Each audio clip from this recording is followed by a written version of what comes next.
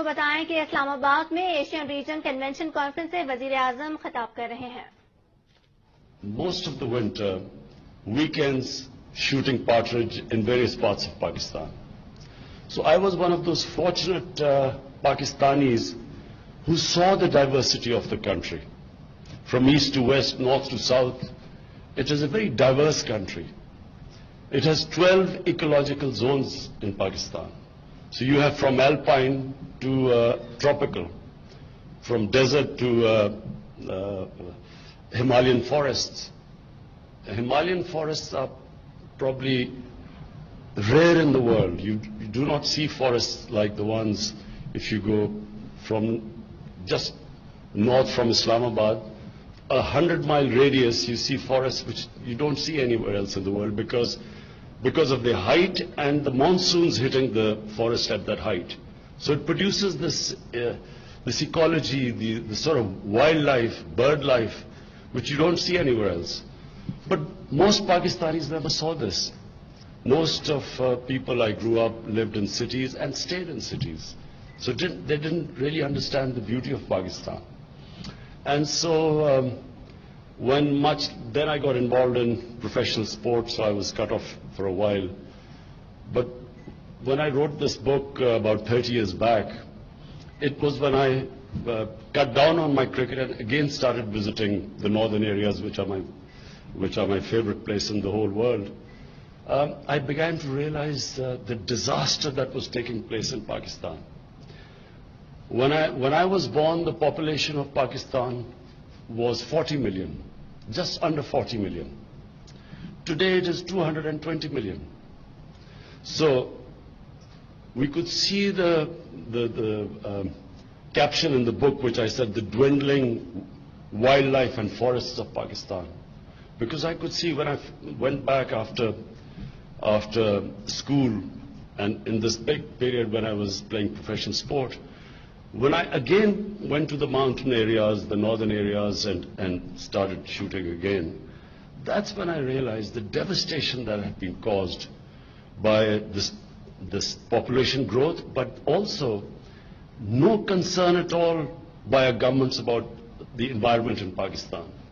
And I repeat, the reason was in fact, all the decision makers came from cities, and they did not really know what was happening outside the cities.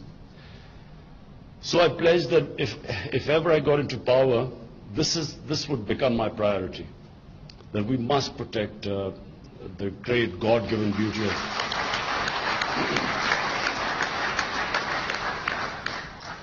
I still think people in Pakistan do not understand the diversity in this country and the beauty of the country.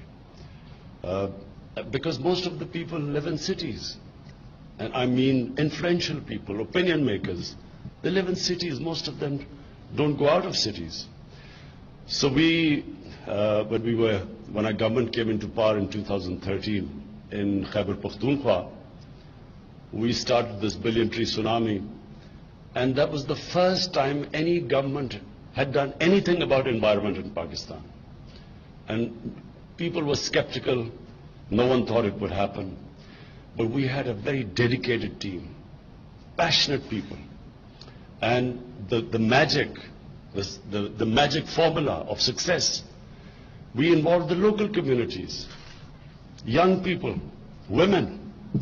So this is this formula. When people become stakeholders, people living in those areas, that's how you succeed. And when they see the benefits of protecting the environment. So when we won the general elections, we had this very ambitious plan of 10 billion trees.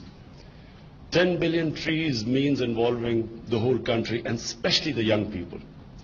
The first year has been just planning it, just as it was in Khyber Pakhtunkhwa. Our first year was basically getting the infrastructure, the nurseries, people involved, and then started the plantation. So now this year is the year when we will start a massive program all over Pakistan. What is important?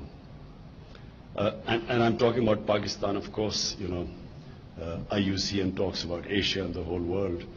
But our main concern right now is to make Pakistan a model, a country where we had one of the lowest, because of no check on the timber mafia.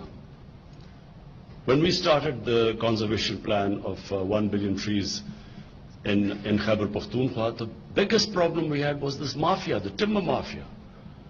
10 of our forest guards were shot, killed by the timber mafia. So the government and the timber mafia previously was protected by politicians. That's why they were so powerful. So we managed to tackle the timber mafia and then succeeded in the project. Now again, what we hope is to create enough awareness amongst the young people. The big advantage, if we can convert this into our advantage, is our young population. 60% of Pakistanis are below the age of 30. And we find that young people, when you inspire them, and actually all over the world, the young people will eventually drive this movement to protect the environment. I just read this newspaper this morning that the United States is pulling out of the Paris Accords, which is a big shame because, this constant battle between the material and the spiritual. Spiritual basically means selfless, where you think of humanity. And material is where it's just, now what matters is just whatever is, make hay while the sun shines. Opposite of what the Prophet's saying is. So, what we hope to do is to inspire our young people. What we hope to do is put it in children's syllabus now, that it is important to protect the environment for their future. And we have already started another campaign. Our cities were just spreading. Rather than going up, they were eating up all the green areas.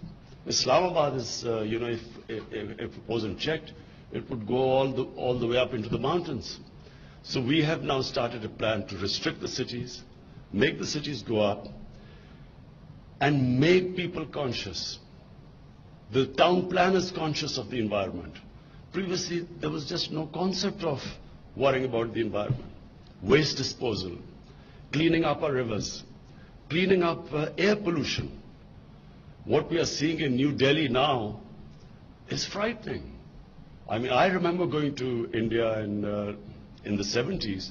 Delhi was one of the cleanest cities. And now I was watching on television what is going on, and similar thing is happening in Lahore. Lahore is one of the most polluted cities. I grew up in Lahore, and you could drink the tap water. It was one of the sweetest water to drink. Now Lahore is just this huge city, unplanned.